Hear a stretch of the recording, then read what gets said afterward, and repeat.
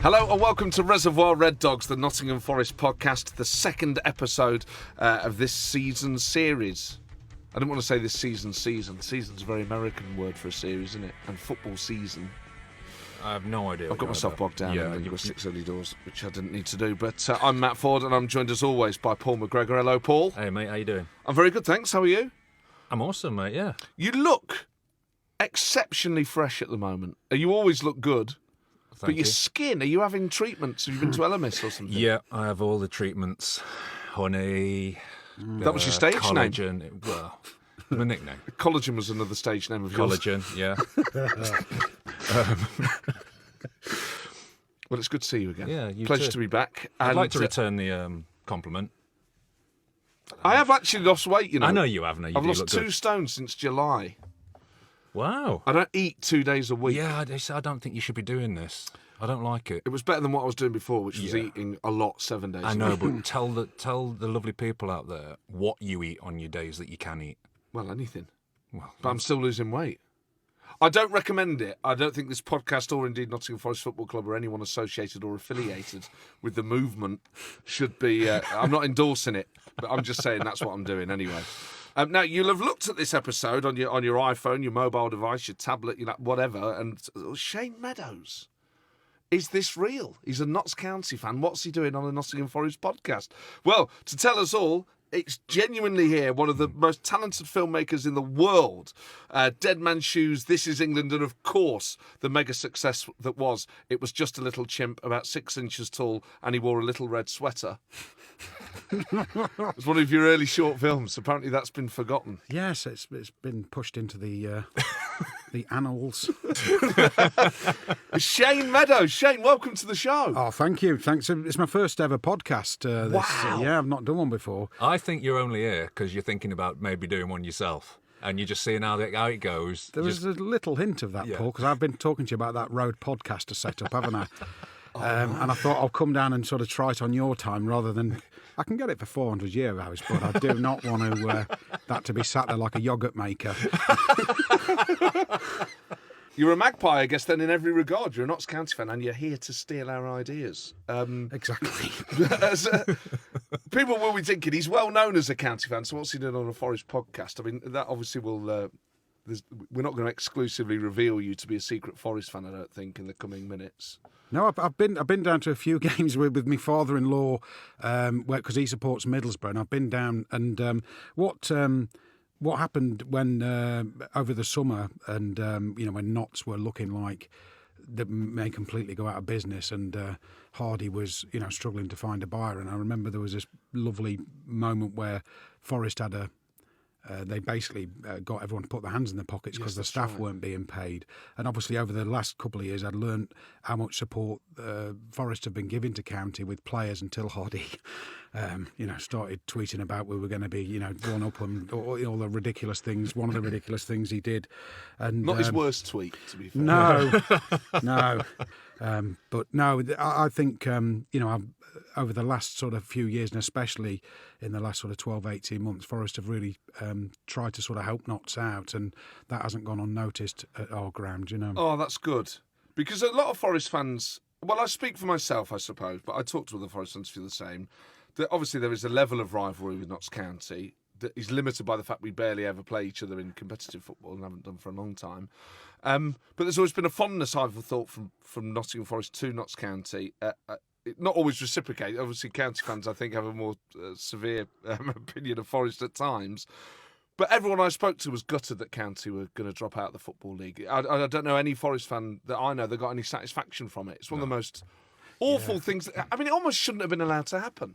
No, completely, and I'm with you. I think I suppose it's like anything. If you're the high flyer, there are obviously so many divisions. You're so many divisions above us now. We're not classed as competition, so I suppose Notts fans have always had that thing, and there's probably a hint of jealousy in there, and our history. It's like everyone looked like Abraham Lincoln the last time we managed to win anything. And I think he was still alive. Actually, they'd invented the wheel. He was the president. Yeah, there was a steam engine was sort of in the process of making its debut. So it's been a long, long time. But no, that and also, because I think I might be wrong, but I'm pretty sure it's either Forest or Stoke. I think it's Forest are now the oldest club that are in the league football, and they haven't made a big song and dance about that either. You know, it definitely feels like there was genuine sadness rather than laughter. I mean, hopefully you've never felt like that whenever Forest have fallen on hard times. No, not at all. No, I've always been. I mean, because I got into. I'd never been to a football match. I was in a really bad football team when I was. I think I was about 16. And it's kind of where the story of 24/7 came from. That this guy called Naishi in Uttoxeter set up a football team. He must have had like £500 or £600 payout from something, and set up this team because the first week it was like fish and chips, and he tried to get all the kids. The boxing club had closed down, and he tried to get all of the they were all up to no good and whatever. So he set up this team. And the first week it was like fish and chips all round, minibus to places, and second week it was like just chips this like week. Man City, man. It was very similar to Man City at the beginning, yeah. And then, but I think by week 3 there was no balls left. On the third game, I remember that he said you have to be a bit more careful with this ball. And the first kick, someone, I think Kev Bold, booted it off the halfway line, and it literally went on a spike at some place in some horrible football ground in Stoke-on-Trent. We got banned from the league at the end of that game because there was a massive fight and the players were making roll-ups on the pitch. and then the following week we played a prison, and it was a proper closed prison, and they were all lifers. And when it got to 23-0, they swapped goalkeepers with us. Paul Fraser, my co-writer, was a goalie. I was a defender / orange juice provider because I couldn't really do more than 4 or 5 minutes. And and so this whole kind of mental thing happened where I'd been in this rubbish football team but never fell in love with football, never been to a match. And we started making 24/7, which was kind of inspired by this guy that had belief in this team for about 6 weeks. And then one of the cast in that was a huge Notts County fan. And I kept nicking his lines and putting them in the script because he'd be talking about. He actually said to me one time, he said, if football was, say, 85, 86 minutes long rather than 90, Notts County would be in the Champions League. What a great theory. Yeah, so I wrote that straight into the script. And it's like, because honestly, people say that genuinely. Yeah, well, not. I've never known a team to have as much extra. If you put their extra time together, because you're looking, you're going, we're 6-0 up. It's 91 minutes. We can still lose this, and then 92, 90, and then the last goal goes in at 119 minutes, and I knew what he meant, and so I kind of fell in love with the team through him. And went to my first game in '97. Sam Allardyce is there, yeah. And I'm thinking this football thing's amazing. Promoted in the first season, pitch invasion, 13,000 or something at the end, dancing around on the pitch. I'm loving. I can see why people do this. And then, and Sam, I think Sam was maybe there another season. We looked like going up again. And then I think it's been, I don't know what the number is, 22, 23 managers in whatever many seasons. It's been not so good since. I mean, I wonder if, because every football club has its eccentricities, but I used to go and watch County sometimes if I wasn't going to watch Forest away, because I've got mates who are County fans. I remember the funniest thing, obviously every club has its eccentrics and their mad theories. I remember hearing a bloke, I could pick him out of a lineup today, he used to wear a Magpies baseball cap and he had this goatee, and we'd always just chat to them at half time. I think he worked with a mate of mine, and he would just talk rubbish. But everyone would agree with him. And I remember him saying, he went, that's the thing about Wycombe though, Terry. They don't play an aerial game, but they look like they do. What? So how can you look like you're playing an aerial game? People going up for headers at the wrong end. So what does that even... I still to this day don't know what he meant, but everyone else kind of nodded sagely. Yeah, that sounds about right. Yeah. Well, there's people who... I mean, we all sit near these people at football who say stuff that I don't understand. Like, maybe they get football on a different level and I'm the idiot. Sounds like Michael Owen. Is that the sort of thing he says? Yeah. I think it's verging on post-traumatic stress disorder for a lot of them. When you've had that many managers and that many low points, people, it's like they've paid £20 and they're ill. The first time the ball is, or a ref doesn't give a decision, you can hear them, oh, God. And they're literally, I'm sure it's a form of PTSD at Notts that people have got now, Or sadomasochism. Yeah, because I bought when they went down, I said to a few of my mates, I said, I've been working away loads and I've not bought a season ticket for years. Go down with the kids and go to a few matches here and there. And I thought, if they go down, I'm going to do the opposite. I'm going to buy a season ticket if they go down, and I'm going to go to as many games as I can. And then obviously, it didn't look like there might be a club at one stage. But I got a season ticket and I've got the best 4 human beings around me. It's almost like if God was going to bless me with lines for the next 50 years for films. They're amazing. And I realised where I've been sitting and taking the kids and never having the same seat, I'd lost that sense of community that you used to get by going to the same seat every week. Such a big deal. Some of the people I used to sit around, I remember there was a guy, we first moved to, I think I've had season tickets in every part of the Forest Ground, but I had a season ticket in the Upper Trent. I remember, and we've had him on this show, Marlon. He's one of the nicest people I've ever met, but it used to drive me mad sometimes. And this was before you sort of appreciate not how hard football is, but like the pressures on footballers, I suppose. And I'd always be going, he's offside. And this was on the first game of the season. And then Harewood scored, and this bloke turned round to me and went, "Going to slag him off now, are you, mate?" I thought, I'm going to be sat next to this bloke all year. Oh, no. Yeah. And he hates me. And then it took us maybe 3 or 4 games to kind of warm to each other. And then for about 3 seasons, we would meet at like 11 in the morning. We'd be outside pubs waiting for them to open on a Saturday. We became really good mates. It was great fun. But you do, and then you meet their mates, and then all of a sudden there's 20 of you going to a game. That thrill of it. And if you don't go regularly and you don't sit, you're right, in the same seat, you miss there's something fascinating about that. And it's such a big part because football isn't just about the game. Absolutely. In a way, if you're a County fan, and a lot of the time if you're a Forest fan, the game is almost secondary to what the matchday experience is.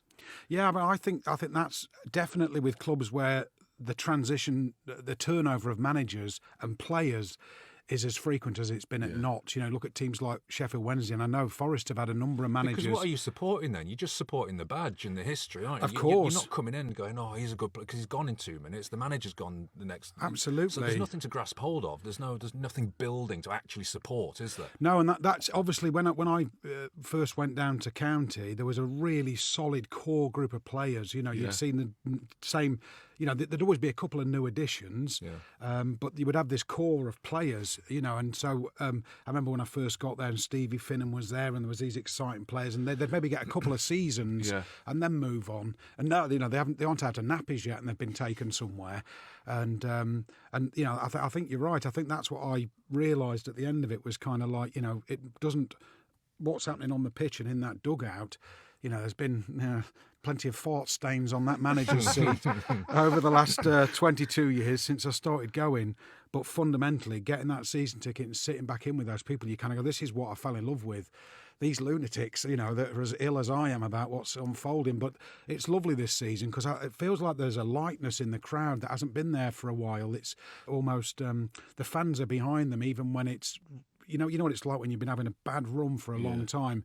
And 3 minutes in, everyone's given up. Whereas they're not like that this year. It feels like they're really behind them.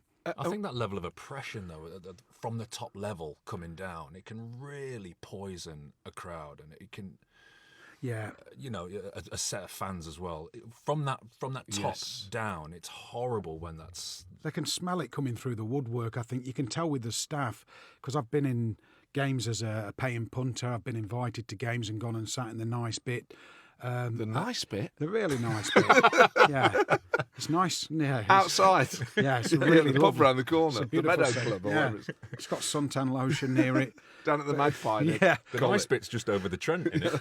Well, that's what I was going to ask is where you sit, can you see the City Ground from your seat? I can't, no. No, I'm facing Jimmy Cyril, I am. Because there's so many times I've been to County, you can see the City Ground, and I just think it must be so tormenting to be able to see it from there. When you think of all the years of turmoil that County have been through, whatever Forest have been through, there's a bigger ground the other side that's so close and yet so far in so many ways. It's almost tormenting you from the other side of the Trent. I don't know if that's how you felt. I was driving past the other day. I don't know what I was doing in Bridgefield. I was going to get a frappuccino or something from my favourite place. And I remember sort of going, what is the difference? It's maybe 100 metres or whatever it is. But it's not much. No, but Forest is in Bridgeford. And Notts County's near the cattle market, and you kind of go, there's very little sort of difference. But that's, for me, is kind of the beautiful thing about it. It's a shame they're so close. And it's a shame Forest haven't gone down a few divisions so we can nick a few fans. We've just been sending the last few over the bridge. Yeah, give them a pack up and go on, you can go now. You've served your time. I started at County. No way. Yeah, Jimmy Cyril used to train our School of Excellence. This is an exclusive. Yeah, on Ironmonger Road. Ironmonger Road. Yeah. So did you ever wear the black and white? I did a couple of times. Yeah, beginning of my career and right at the end as well. I think I've told you the one right at the end where I'd left Northampton. I decided I was going to go and do the band stuff, but then Notts County called me and said, "Do you want to come for a trial?" And I thought, it can't hurt, can it? So I went down. That morning, I had flu. I was dreadful. It was absolutely awful. I can remember pulling the shirt on and going, "Okay, this doesn't feel. This feels odd." It genuinely felt odd. And I went out. I played at half because I told them I was really poorly. I looked dreadful as well. Scored 2, set 3 up. Wow. And got told, who would have been? What year was it? 2002/3, I think. Okay, Beginning of that season. Scottish fella. Oh, in so charge. Jockey Scott. Yeah, so it was Jockey Scott. I had a Mohican at the time. Right. So I had a Jockey stormer. Scott he was there, almost had a full. I think he had one full season and a half either side. Yeah, Jockey Scott was. I think it was Gary Brazil, Jockey Scott, then Gary Brazil. But they were just second like, duty. you're not our type of player. I was like, that. What, good? Yeah, scoring goals and setting goals up. So when you were a kid, who was the manager when you played there? Oh, I don't know. But Jimmy Cyril used to take us. And was it like the old Home Ales kit with that really thick plastic sponsorship on it? Do you remember that? God, yeah. The Tommy Johnson, Mark Draper, Steve Cherry era. Yeah, that was just before I started going, because it'd be like you might have been in the Warnock era when you were a kid. I don't know, sounds or about right, Wilkinson or someone. Played for Warnock. They had a Sunday team called Intermediates as well, where all the top boys went on a Sunday. And I went down and I hated it. It was really cliquey. Like, you get that at youth football, like the top players, because they're all going to Man United on that week, and then Liverpool that week, and Tottenham at that week. And I was a bit of a late starter. I was banging goals in, but I didn't like that. My dad used to like going for a pint with all his mates. So I used to be in that team, Clifton Whites or Sandiacre Town. So yeah, I left them and went back to Sandiacre Town. And I've got a handwritten letter from Jimmy Cyril. Have you kept it? My dad might have it in the loft somewhere. Please. Telling my dad what a dreadful parent he was, and what a mistake it was to go from Notts County back to Sandiacre Town.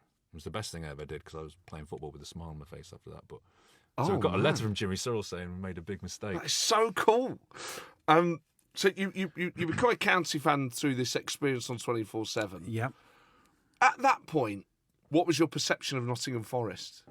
It was one of them, because I grew up in Uttoxeter, and in Uttoxeter, it's one of these places that's right in between, almost equal distance from Stoke. Birmingham's not that far, yes. Derby and Forest. So when I was coming through, obviously as a kid growing up, I just remember Liverpool and Everton, that massive, and then I remember them classic games, the Liverpool, Newcastle, classic Premier, and Man U starting to take. But Forest, for me as a kid growing up, I would say, when I was coming through school, from primary school, and they were winning the European Cups and that, obviously there was a lot of fans in Uttoxeter, and I've still got mates that go to Forest on a regular basis, and there used to be it isn't direct now, you have to change at Derby, but you used to be able to go all the way from Nottingham to Crewe.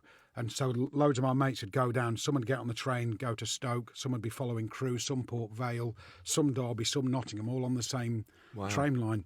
And then there'd be a few that, were into the Brummies or Villa. It was a really weird little town, because it was made up of a mixture of people from all these different areas. But as a kid growing up, Forest were obviously enormous. And the only time I'd heard of Notts County really was, when they were reading out the divisions, on a Saturday afternoon.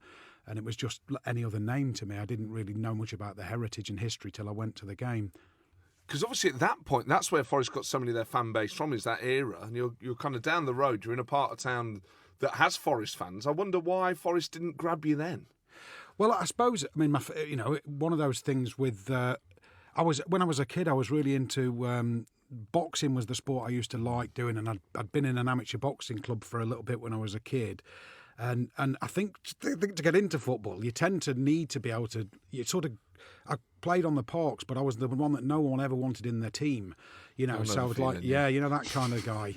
And the best thing that ever happened to me was when I got knocked off my bike and I had a plate put in my leg when I was ridden off, because I could sort of start going, I can't really run like I used to, even though I never used to run like I used to. I never did run like that, ever. So I could like pull my leg up and sort of show them the shark attack bite and say, I'd love to. But I think... The kids that were into football and were really into the football teams, a bit like my boys now, they seem to want to watch football. They're in teams, and both of my lads are in teams, and I just wasn't. I was like a youth club kid. I loved Space Invaders, playing pool, arm wrestling, kissing. You were a player. Yeah. So then, once you're based in Nottingham and you're supporting county. I mean, have there been any points during that period where you thought, I wish I'd have supported Forest instead? I've had dreams. Really? My awake soul would never allow me. I've developed skills through cognitive behavioural therapy, so I can sort of avoid that from happening in my real day. But yeah, I've had dreams. Yeah, don't have a dream, Shane. Yeah, but no, it's a funny one. What's beautiful, even though they're very, very few and far between, is the moments like when I went down to Chelsea. I think it was a Carling Cup quarter-final, and we went down to play Chelsea. Yes, I think of course. Ranieri was the manager, and those... You need. The problem is, it's been a long time, and and I think the Monto finance was horrendous, but almost comedically horrendous. It was bonkers from the outset. Yeah, a couple of times I've kept thinking, is that something I should? Johnny's made a football movie. Maybe I should go in. The Monto thing needs addressing at some point, because at that moment in time, there hadn't really been a failed takeover. You looked at City; they'd been in the same league as us. Just before they flew up and became what they've now become, they got taken over. And within a few years of that happening, Notts were in this Monto thing. And at first you're going, it's not going to happen to us. We're not going to have a City happen to us. And City's happening. And then I'm sort of sat in my seats and Sol Campbell's behind me. And I'm watching Sven-Göran Eriksson walking up and down the steps. And I'm going, this is actually real. Or a nightmare. Yeah, but it felt real to begin with, because Kasper Schmeichel in goal, you were kind of going, this is actually real, it's really happening, and you were thinking that the bread's going to be buttered on the other side of the toast here, baby. Yeah. Just turn the toast over. Are you jealous looking over here at this cattle market? But 2 weeks later, almost. Sol Campbell only played once, didn't he? At Morecambe away or something. Yes, they kicked him really hard. Yeah, I just remember the fans kind of going, yeah, he got kicked really, really hard a lot. That's so much a better way of expressing it than if you say, he got crunched or whatever. Just kicked really hard. Really sums up the injustice of it. You've kicked me really hard on there. the leg. But I remember reading an interview with him in The Guardian when the whole thing was going on with Sol Campbell. And he was saying, we are serious about becoming a Champions League club. And he was so convincing in that article. Yeah. Part of me thought, because of the Man City, I wonder if. Yeah. Why not? The oldest football league club in the world. The romance was all there. This stuff. And you start going, that's why Juventus playing black and white. And you start to see it happening, fearing that it was going to happen. Absolutely. As a brand, the club's got everything, hasn't it? Yeah. Apart from league status. Apart from that, yeah. But, that can be turned around quick. It certainly can. And I've said from the very first game, the first home game I watched was Wrexham. And it was a brilliant one to go to because obviously Wrexham bought so many fans. I mean, it's like many divisions higher the amount of people they brought away with them. And, I really felt for the manager because we had a transfer embargo, and I think a couple of days before the window closed, obviously we've been getting him free transfers and stuff, but I think he signed something like 16 or 17 players in 2 days. And the way that they were knocking it about, and I went down to the ground, met some staff who I've known for years on and off, just saying hello to people, and there was a lightness with these new owners. You look at Notts, the history, just not the good history, the bad history of multiple owners, and when the fans had to come in and there was the consortium, and all the sort of struggles they've had over the years. It takes anybody that puts their money into the club is far braver person than me. Would you buy Stephen Graham and just have him drunk and crying in the corner of the dressing room? Yeah, I'd have him there all day long. Yeah, it's a great idea. Yeah, but so I've got He was obviously good with Damned United. He was, yeah. massive respect, to Hardy for doing it. But I think what starts to happen is, I think as things maybe start to fall apart, you end up with people. I think it must be really hard in today, if you're some kind of player, but you've got some spare money, to just sit back and let managers and coaches and the staff, the medical, to just leave them to do their job. It must be quite difficult to sit back. And I think if you start not sitting back and you start getting too involved, which is how it felt from the outside, like, nothing could be done without that kind of approval. And I think that's a dangerous game. As a player, you know something's wrong when you've got the owner coming into the dressing room and trying to give a talk about anything to do other than about his tweets. Yeah. Look, I dropped it in the bath. Now go out there. I wonder, as well as people saying to you, I mean, you must get it all the time. All right, Shane, you're going to buy the club, mate. Do people ever say to you, should put that in a film, mate? Yeah, When you're at County, you should make a film about him, mate. Yeah, I should got. do a Yeah, film you about get a linesman, Shane. one in every 100, you get someone who tells you something that does kind of blow your mind. But yeah, you do get those. This funny, someone's kind of going the biscuit factory where we were, and and then you think they're going to tell you like a big, massive back catalogue of amazing stuff with some kind of thread, even if it was just a serial killer around the biscuit factory, just to spice it up a bit. And it's just one thing that they remember as being a bit wacky, and you kind of, people are ace, but did people. I've done it myself. What you think is important in your own life, when you go to write it down as a story, you need about 15,000 backup stories to fill in. And I think yes, a lot of you do get that a lot of the time. People used to put me in a film. I mean, obviously, films have been made. We mentioned Johnny. He's sadly away on business as we record this, but his film, I Believe in Miracles, which you were at the premiere of, is a masterpiece of football storytelling. Yeah. I mean, even as a County fan watching that, did you feel the hairs on the back of your neck at this great story? Or was I did. I was blown away, and I tell you what, being there that night when it was watching it and watching the players walk out, I wouldn't say it was envy. I felt like, God, what must it be like to have that in your recent history, your recent memory? To be able to have that so recently in your club's past. Yes. And I was. You sort of know, but when it's laid out by a great storyteller and a great filmmaker in a way that takes you through a journey, you think you know. And what you kind of realise is any team sport, you can't help, maybe not so much now with agents and all of the crap that's going on, but the characters, Johnny, let those people tell those stories. And so the story's massive. It's sort of it's like a Hollywood level story on its own. that had gone forgotten. Yeah, it's incredible. Crazy. Yeah, absolutely. Because I think I'd grown up knowing Forest as like a big, massive club, but I had no idea that up until all of that happened, that they weren't this big, massive club. They'd never really sort of hit those heights before. Yeah, I was the same playing for them. I've said a few times on here, the lads, some of the what they're now called as the Miracle Men, would be in and around the ground, pottering around, and you'd just be like, "Who's that old fart? Like, leave me alone." Loads of lads just didn't really know who they were, and then that's crazy. crazy. That's so and so, isn't it? Yeah. So they're the nicest blokes. I've been to a few premieres with Johnny, been to a couple of screenings up and down, and they are honestly the nicest group of men. And they're all gentlemen. They're incredible individuals, and we've been very lucky to have them on here. I wonder, when you watch a film as a filmmaker, there must be part of you that thinks, "Oh, I wonder if I could do, this, or I'd have done this differently, or whatever." I mean, if someone was to say to you, "Shane, you've got to make a film about Nottingham Forest," what bits about Forest's history, or would you say I'd rather do it about an individual? I'd do it, say, just about Clough or Pearce or McGregor.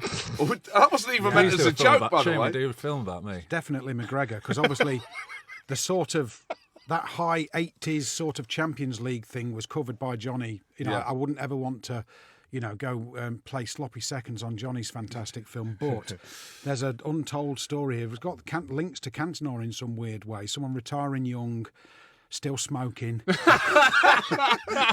Guzzling Cronenberg. Only crack at the weekend. The softest hair in Christendom. Oh, the greatest. Yeah, but it is. It's. I've always been. Probably why I support Knots. I've always been attracted to the underdog, whether it's actors with less experience. I've always kind of been drawn to that. And so I would, It's a bit like that beautiful. I don't know if you ever saw it. Was it called Marvellous? The story about the Stoke City. Yes. Which is just a sensational little And film. it was while Lou Macari was manager, and the guy was played by Toby Jones. Toby Jones, yeah, he plays so good. He plays the boot boy. It's one of those. Oh man! And it's a genius Oh, film. it's so emotional. Oh, I think. Yeah, my dad was telling me to watch that all I the bet you time. can still find it online. It was on the iPlayer a couple of years back. Yeah, my old man would say, "You've got to watch this. You've got to watch." One of it." those rare feel-good things where you actually life-affirm in little movies. Oh, It's Brilliant. great. I'll get onto that. So maybe something like that then. Maybe the Kit Man or Exactly, that's where I'd be aiming. But I do love this idea of like this sort of 28-year-old with a peacock's plumage on top of his head. Leaving football at like 12, 13, were you, when you retired? You were pretty young. 28. Wasn't it? Yeah, what a lovely thing for someone to go and follow the dream. And two dreams. Yeah. Rock and roll and football. yeah, it's the best, isn't it? Has anyone ever tried to get you to make a Forest film or a football film in general? Obviously, the Notts County one, the Monto finance thing, that, and I can't, it'd have to be. I think it'd almost have to be a documentary with the real people involved in that. And if ever anyone was maybe wanting to push that and wanted to do it, I'd certainly love to get involved as an exec or whatever level Wow, on there you that go. one. There you go. Because I think it's a great, and I think now that. When it happened, documentaries were really either for cinema, and that they weren't making money in cinema, not before Senna. The Monto finance thing kind of happened, and ever since then, with Netflix and Amazon Prime, you look at what Johnny did with I Believe in Miracles and Don't Take Me Home. Those two sort of films that, and I suppose a little bit with what we did with the Stone Roses, where you realise documentaries can be cool, can go and have a 5-day release or a weekend release and then go out nationwide on Netflix. So if someone wanted to put something together about that, I would definitely want to be involved in that. And they don't necessarily have to be about success. So the Sunderland one that's done well on Netflix, Absolutely. the Leeds one on Amazon. Yeah. The QPR one was bonkers, the 4-year plan or the 5-year plan or whatever it was Not called. seen that one. The Orient one with John Sitton, do you remember that? Not seen In that. the 90s. You've got to go on YouTube and find it. Do you remember that one? No, I've not seen I think it was that. called Club for a Fiver. And John Sitton is manager of Leyton Orient and he's about to get them relegated. And the team talking, he sacks the left back at half time. It was in that Graham Taylor era of total access. And there's one bit where he goes, you and you big I'll see you tomorrow. And you can team up if you like. And you bring you and bring your mate and bring your dinner because you'll need it after Seen that clip, Wow. it's genius. bring your dinner. I interviewed him years after the event, and many years ago now. He's a cabbie in London, John Sitton. And I said, what was that? He said, I'll get asked about that all the time because I'd seen a film with Robert Duvall. Because and he said something like, make sure you've eaten your tea because you're going to need... anyway, I misquoted it. Brilliant. Bring your dinner. This is Robert Duvall quote. That is what he's trying to say.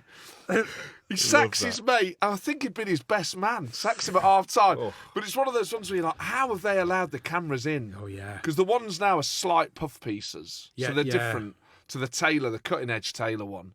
I mean, maybe it'd be something like that. Maybe it would be. Maybe that's more in your sort of line where you get access to a club now. Maybe county as they are now. Yeah, absolutely. Well, And they would trust you to make it. Completely. Well, I've just been talking to them about trying to do some fundraisers and stuff because obviously with like This Is England and we've got a nice following with This Is England and they do these club nights and these do's and sometimes they do all-nighters where there was one which I'd love to try and bring to... Shimmy and Tomo DJing in that. That's it, Great, yeah. So the guys so go out cool. and DJ, but every now and again, I think there's been one or two where they've done almost like not a 24-hour, but an all-nighter where they've shown... This Is England, the film, all the series, and then had a bit of played some tunes and got Shimmy in them. So I've just started talking to the club about maybe trying to have a night down there to raise some money and stuff. So You could do one called This Is County. yeah, definitely. Where you get access for like the next year or something. Yeah. I mean, if let's say Forest came and said, Shane, we'd like you to do something with... Would you do something with Forest or would that be too difficult for you, do you think? Well, it wouldn't be because I've got anything against Forest, but I think like Johnny, what he did for the club, and now obviously the relationship he's got with the club, he smashed it out the park. I would feel like I was like a little. But what if it was him who asked, he said, Sheen, Yeah. I need your help, I do. That's good. The first Will bit you was come and Scottish, make a but film that for me? second half really caught fire.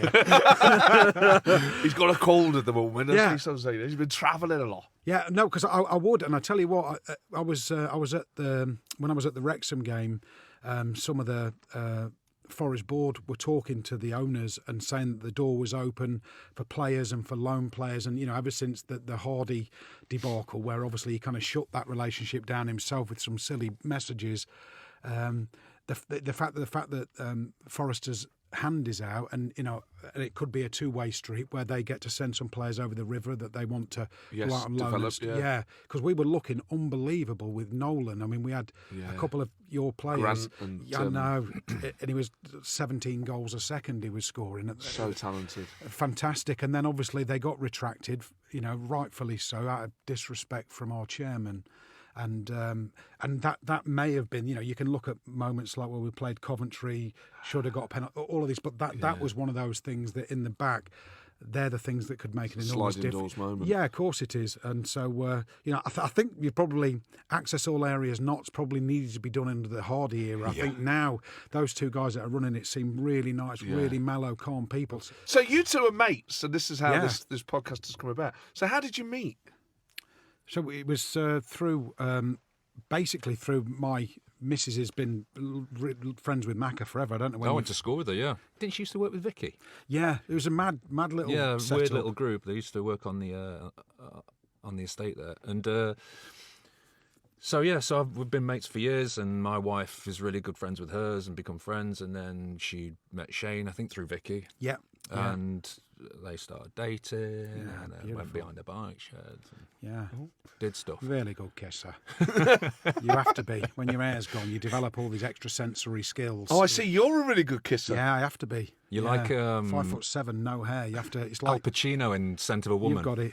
Yeah, yeah. So I moved over because I'd lived in Nottingham. Came over to university for a little bit. Yeah. Didn't quite complete the course, but then started making short films, and then I kind of ended up making films out of. I was in Burton-on-Trent, which is where I'd been in a band with Paddy Considine, Nick Hemming from the Leisure That's Society, right, yeah. and I've always ended She up in speaks these. to angels. Was that, She talks to she angels. Talks to angels. Yeah, So- yeah. That wasn't my idea. That name of the Black Crow song, because Paddy was a rock, like into all of his rock bands. Nick, Strad, the guitarist, Rich, the bass. They all were into like all that crazy sort of metal. Not quite glam metal, but they were all into their rock. Black Crows and Roses and Guns N' Roses and all of that. And I was this indie kid. So when that name came out, She Talks to Angels. I wanted to probably had equally rubbish names. But that was... It's a bit rosy though, as in where angels play. yeah, it's really long though, isn't it? Yeah. Yeah, She Yes, Talks is to it? Yeah. Angels. Yeah, but yeah, so I was in a band there, and I kept flicking between Nottingham and Burton and Uttoxeter, and then I finally settled. It's like anything when your kids start their first year at school. That's you then for the next sort of 10 or 12 years. So you met. What year do you reckon it was? Was it after your playing days?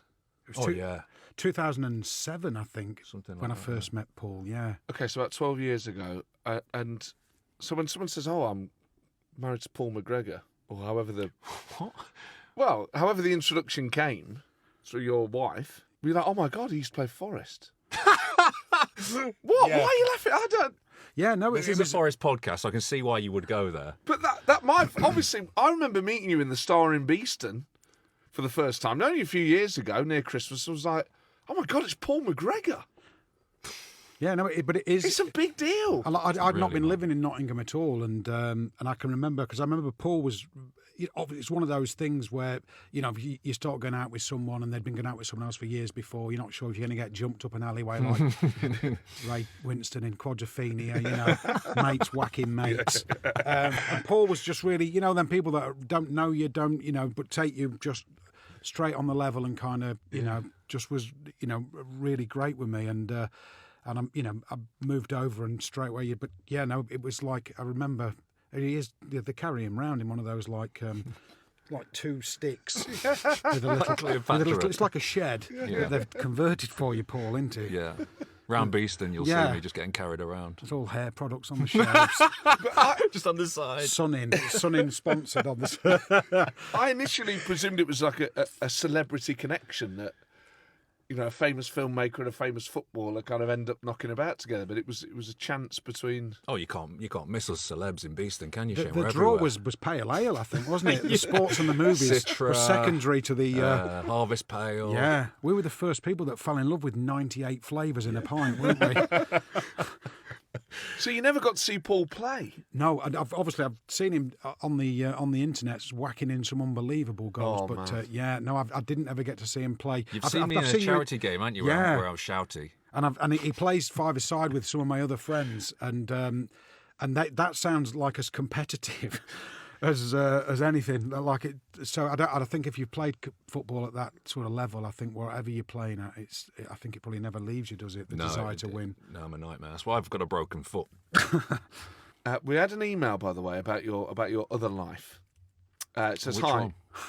Rock and roll. Okay. It says, hi, I'm originally from Nottingham but live in New Zealand. Just to let you know, I'm loving the podcast. Thank you very much. I've attached the set list that I got when Paul's band played in Disco 2 at Rock City. Funniest moment of the night was seeing Mark Crossley always having 2 pints on the go at any one time. Was keeping both hands busy, wasn't he, I suppose? He says, please do a shout out to the New Zealand Nottingham Forest supporters group on Facebook.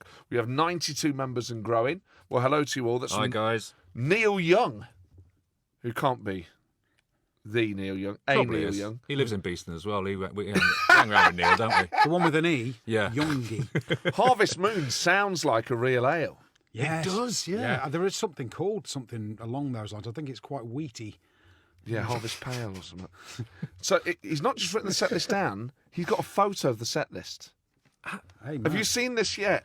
This is this was Merc. Oh my God, yeah. What we got here? So the first thing you'll notice on the set list is that there's a Mercedes logo in the top left, With the forest badge. but on the top right, Merc, but with the R of Merc goes under the C Yeah, of that wasn't Merc, my like the idea. forest. That wasn't my idea. So the track one, Made in Heavens by Bebop Deluxe. Okay. Do you know them? You heard of Bebop Deluxe? No. I'm Great so band. glad you said no, because I Really thought I was good going band. to pretend. The rest is nonsense. And Everybody listen, The Drinkers. as good And as it Rock gets. On was the David Essex. track. Wow. Really? The version No of Rock way! On, yeah. So is Yeah. this before Ulterior? Oh God, this was a school band. Really? So my school band this is and anyone who talks about me and music, Yeah. right? Because I kept my actual band, the proper band, away from everyone. Ulterior. Yeah, and we went and did that in Europe and Japan and Germany, and this is what everyone remembers. Because obviously we're in the sun and So this is the mirror with outro- all this sort of nonsense. Outro, The Verve, The Sun, The Sea. Was that like you'd walk off to that? Yeah, really moodily. And we're dry eyes. Pulling your pants up dead high. It's quite a short set list. There's 7 songs. Yeah, but that one had a 14-minute outro. So the songs are Made in Heaven, Everybody Listen, The Drinkers, As Good as It Gets, Optimus Prime, Oh my God. The Sun Ain't High Enough, and Rock On. They sound all right, they did. Rock On, obviously, but that's not your one, is No, it? it's not our one. As Good as It Gets is a great. I mean, that almost sounds like could be a Liam Gallagher album title. Can you put it down now? The Sun Ain't High Enough could be a Liam. That could be Prom or Screamy as well, couldn't it, that? Yeah. Yeah, well, we were kids just trying, he was trying to be John Squire. I was trying to be, I don't know, a mixture between Ian Bowie. Brown and Bowie and Lydon, whoever. Yeah. Lennon. Yeah. And it was just, silly Keating. little school bands. Keating. Stardust. Barlow. Is there footage of you in that kind of era stuff? I don't think there is. I know there's a couple of demo tapes. My dad's got one. I think my dad sent one to Matt, and I forced him not to. Yeah, you wouldn't let us broadcast it. Do you know why?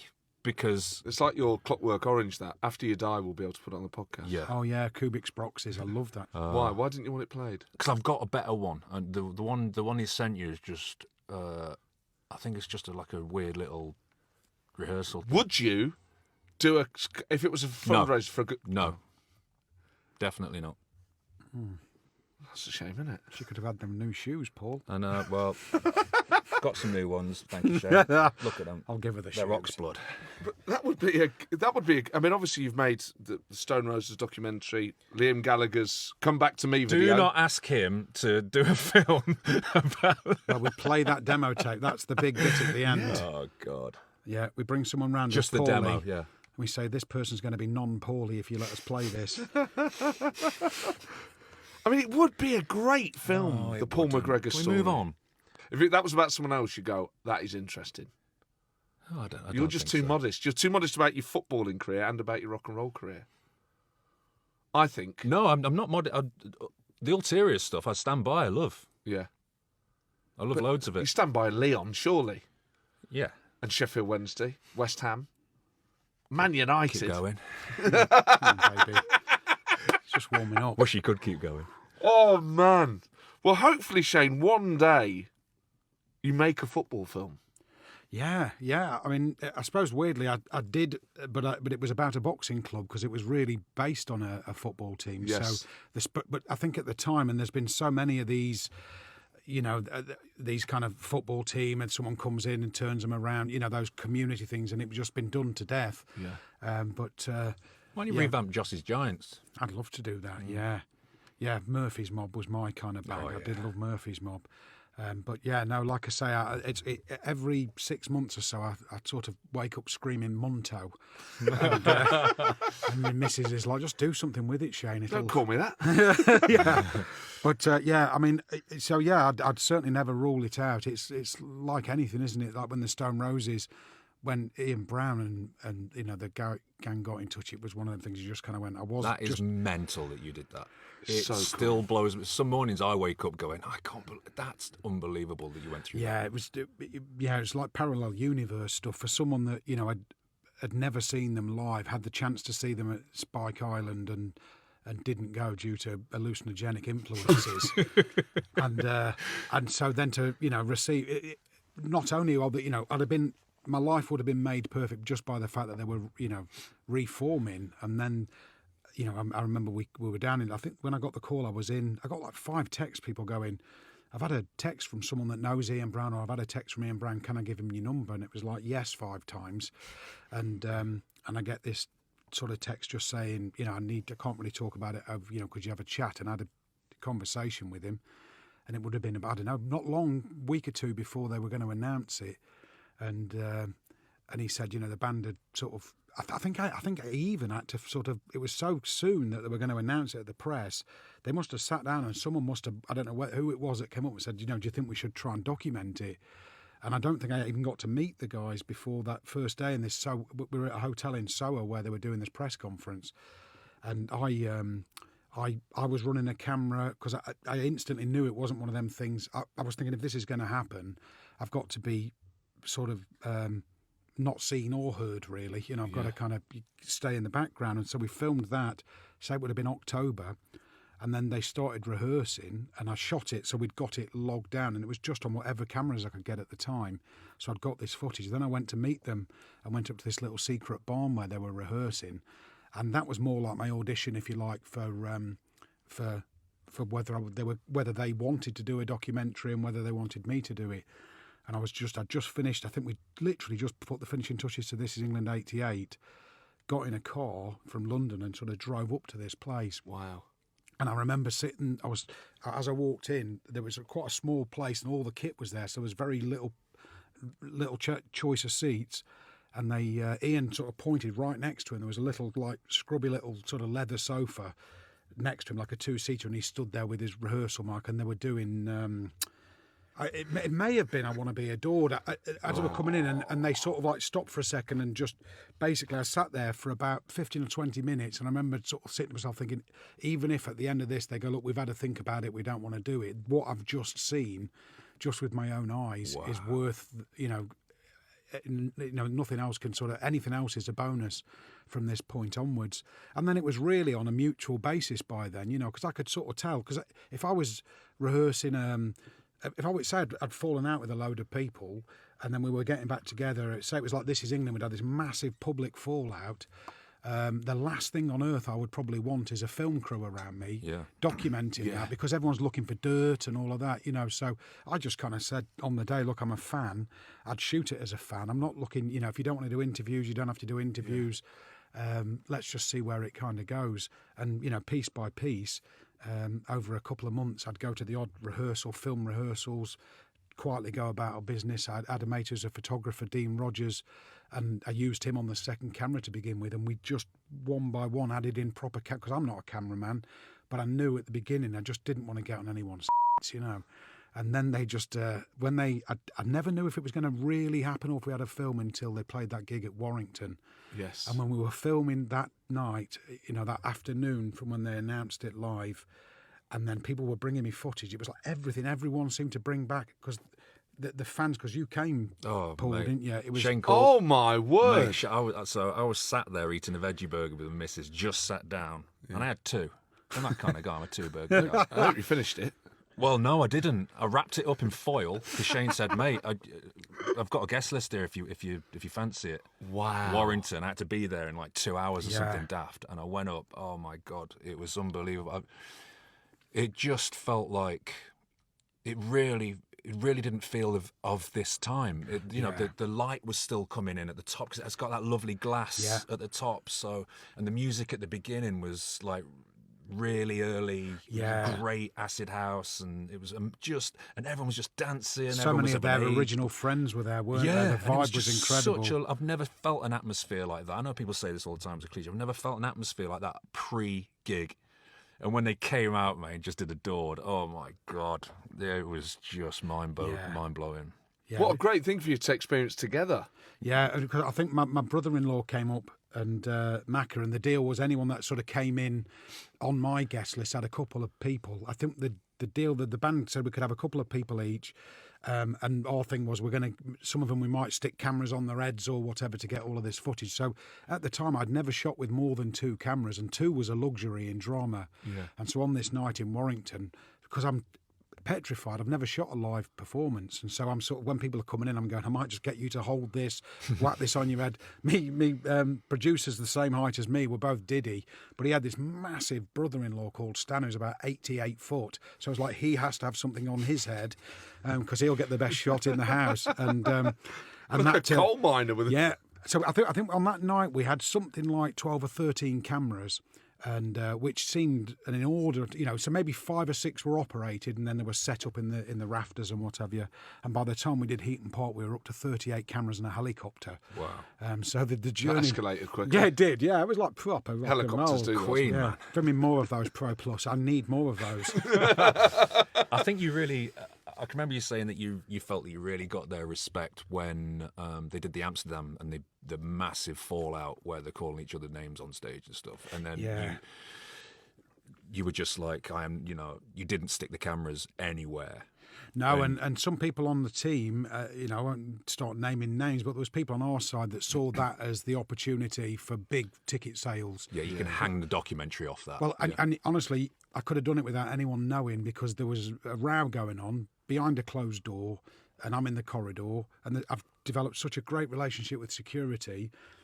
They've had to put us there to keep us safe, because the fans are going a bit mental outside, because I think it had got round with the internet now. Everyone knew they were doing encores, and they'd never done them first time round, and so everyone was, and things were starting to get thrown, and it was going to, There's footage of that on YouTube. Yeah, so it was quite, wasn't the worst thing in the world. It wasn't like the Rolling Stones when all the Hells Angels went mad. Oh, God, Give Me Shelter. Yeah. My God, what a film How that good's is. that film? Jeez. But it was, and so I was up this corridor in a position with a camera, and I've got people trying to sort of almost kind of going, turn, and I'm just kind of going, I'm not turning over, dude. It's like, if I have to, if they still like me at the end of it and the film, I'd much rather that than be a sneak, And I thought my honour in this is that they got me in, because I'm not going to take advantage, and to film something from behind a door to make this unbelievable thing, it would have been epic. Yes. This closed door with dialogue underneath,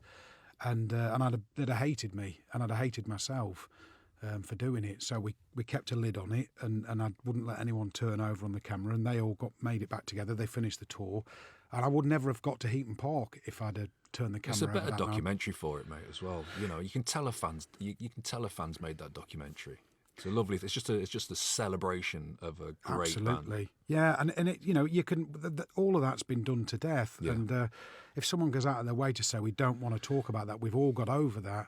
They went to. I think it might have been one of Manny's parents' funeral, and where Ian and John, made up, and that was a private conversation that happened when it happened between them, and they didn't want to talk about it again. They'd made up. So, yeah, so it was quite a journey, and like I say, it was one of them things. Macca came up on that night. My brother-in-law came up. He'd got to be back at Nottingham at like 5:45 or something stupid the next morning on a speed awareness course. So the most fantastic night of his life, and then got to hot foot it back to Notts. It was an epic time. Shane, thank you so much for coming in. Thanks for having me. Thank you for sitting with two Forest fans on a Forest podcast. Nice one, mate. Nice I one. hope it's not been too excruciating. It's been brilliant. No, thanks. And Do you think you're going to go and do one? Yeah, but it's easy. So easy. No, I tell you, mate. No, it's belting. It's lovely to have finally done a podcast, and I might get what are those things called? Those little things that tell you when you've got a message. A pager. I might really start to move into the buzzing on the hip. Oh, who's this? Oh. Yeah. So no, fantastic. Thanks for having me, and Pleasure. Pleasure, mate. Nice one. Thank you. Cheers, mate.